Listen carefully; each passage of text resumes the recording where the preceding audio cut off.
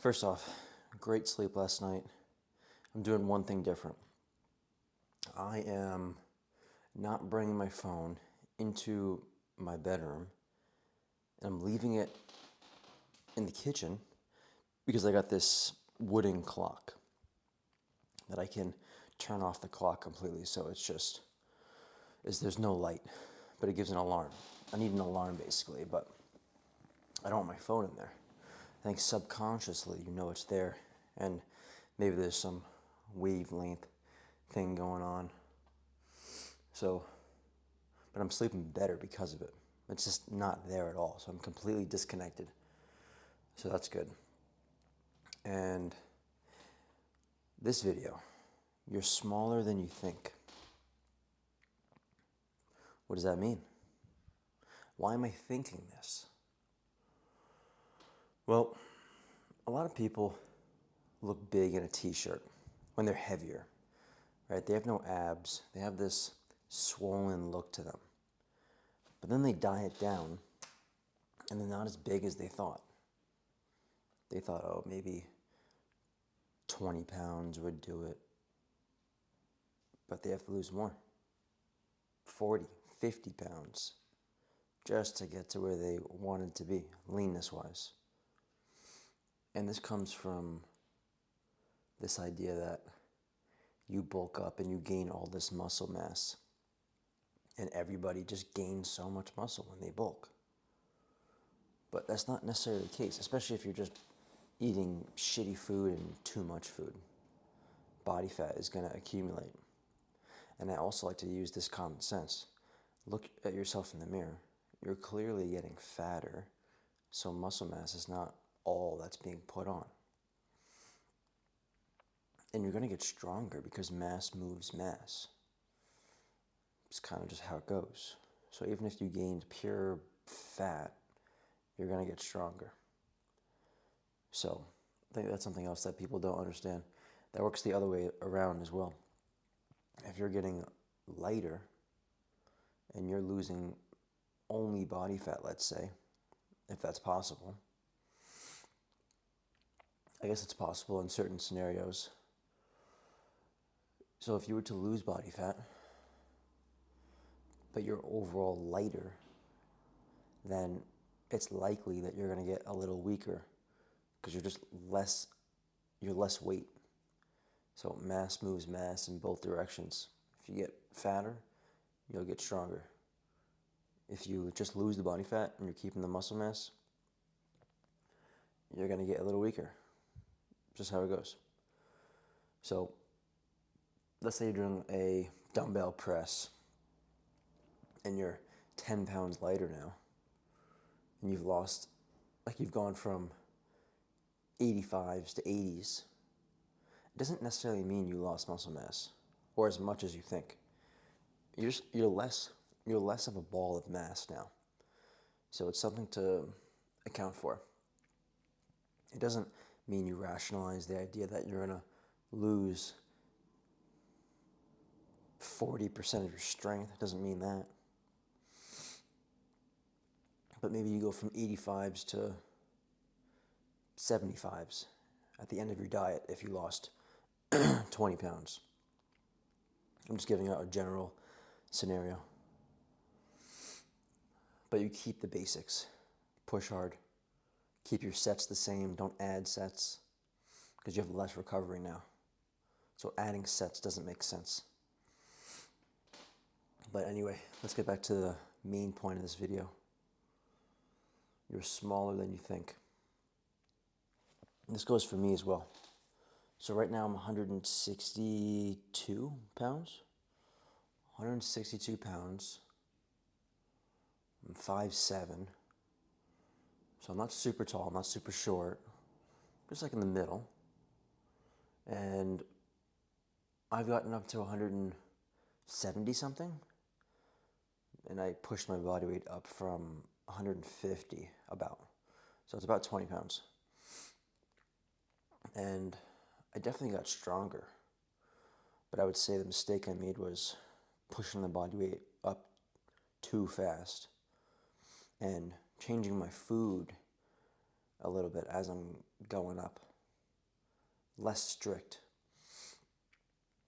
The point would be to eat just enough to push your body weight up. So if you're in a lab, you'd push it up as slow as possible if you could calculate it perfectly. We're not in a lab, we're in real life. So I think a quarter pound, half pound a week is probably good. Unless you're some massive individual like these pro bodybuilders, then you could probably go up faster because the proportion's different. And the opposite, if you're some super small chick, then half pound might be a lot for you. So quarter pound. So if you're eating 1,000 calories as a chick, maybe you bump it up to 1,100, something like that. But if a guy who's eating 4,000 adds 100 calories, he doesn't even notice it. So it's proportionate. But he can also add more weight as well. The chick gaining 1 pound is a lot more of her body weight than the guy gaining 1 pound. So let's get back to it again. Smaller than you think. People have this idea that they're going to gain all this muscle mass when they bulk. And they're going to diet down and they're going to be 10 pounds heavier. And they might. Some people might be. But I think for most people, you diet down and you're maybe, at best, a couple pounds heavier. If you've dialed in everything and you had a nice full year or something like that of progressive training. And you didn't have a couple of months off here of not training as hard. Or you didn't have a couple of workouts here that just weren't as good, even though you were primed for hard sessions. Every workout was really good. Or most of them. Then yeah, you could gain a couple pounds, I think. This is just a general statement. It's different for everybody. One person might only see a little bit of a change. Someone else might see a big change. But for me, what I found is that a couple pounds might be possible at this point because I've been lifting for 10 years. And genetics is a massive component to this. Someone else can be lifting for 10 years and they're 100 pounds heavier than I am. But they could be on steroids. Or they're way taller. People don't seem to take that into consideration either, the height. Someone who's really tall or really short, it's different when they gain 5 pounds. So if someone who is 5 foot gains 5 pounds of muscle mass, it shows a lot more than someone who's 6 foot and gains 5 pounds of muscle mass. So, but I've seen a lot. This is what I've seen a lot. This is what I want to lead the video off with.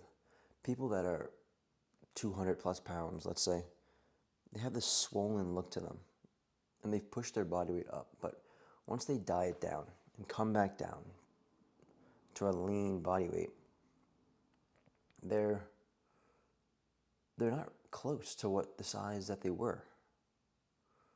Even these pro bodybuilders, when they diet down, the most elite of elite on steroids, building their life around bodybuilding, even they look smaller. They're not keeping all their muscle mass. That's what I think. I mean, we'd have to scientifically test this to know. But all this growing into the show shit, that's only possible if they're off steroids and then they come back on as they diet down. If they're just pushing their body weight up and the only thing they change is bring the food down, they're not going to continue to put on muscle mass. Could they maintain it at best? Maybe. But you're just going by this perception at the end of, oh, the muscle looks like it looks like this person kept their muscle mass. You don't really know. They could have lost muscle mass still. You'll never really know unless you test their test them in a lab and you keep data on them like every day. But you're smaller than you think. You're going to have to get lighter than you think. So when I went up to 170, I definitely had a thicker midsection, less definition everywhere, besides calves and arms. Even that got a little bit less definition, but those pretty much stayed the same, or at least much closer than your abs or lower back or upper back. So, and then I had to diet down to 150 just to get it all off. So, just because one person pushes their body weight up and another one does it the same thing, doesn't mean they're going to get the same results.